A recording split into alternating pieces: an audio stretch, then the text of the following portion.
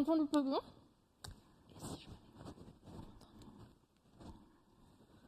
Et là, vous m'entendez, c'est bon? C'était pas agréable comme son. C'était difficile de me comprendre. Vous aviez peut-être pas envie de m'écouter, peut-être même que certains avaient envie de partir. Eh bien, ce genre de gêne arrive souvent chez les personnes malentendantes. En 2050, 25% des personnes seront malentendantes. Oui, oui, une personne sur 4 sera touchée par ce handicap plus tard. Le plus souvent, les personnes sont presbyacousiques. C'est la perte de l'audition liée à l'âge.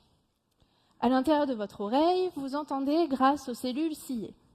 Ce sont de tout petits poils qui réagissent au son en bougeant pour transmettre au cerveau si le son est aigu, grave, faible ou fort.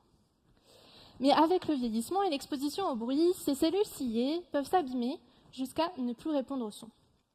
Le cerveau n'a donc plus certaines informations sur les sons, c'est ce qui se passe avec la presbyacousie.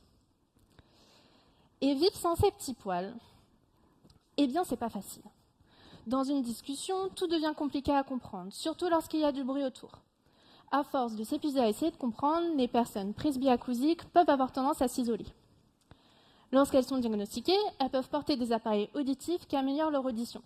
Mais on ne peut pas vraiment savoir si c'est suffisant pour tout le monde pour communiquer au mieux dans le quotidien.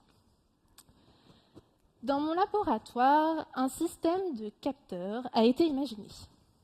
Pour aider les patients à mieux communiquer, ils ont créé des lunettes. Oui, oui, vous avez bien entendu.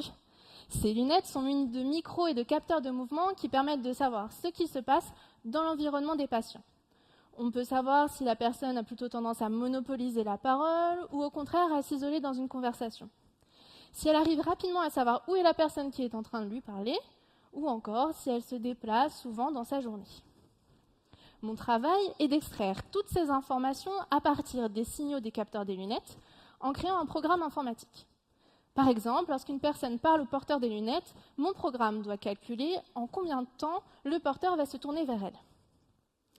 Si les lunettes sont validées, elles permettront d'identifier les ajustements à faire sur la prise en charge médicale ou les appareils auditifs pour éviter l'isolement des patients.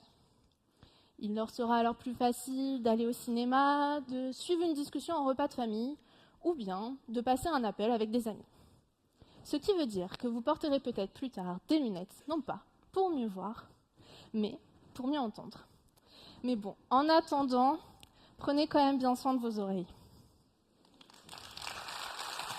Suzy Rousseau.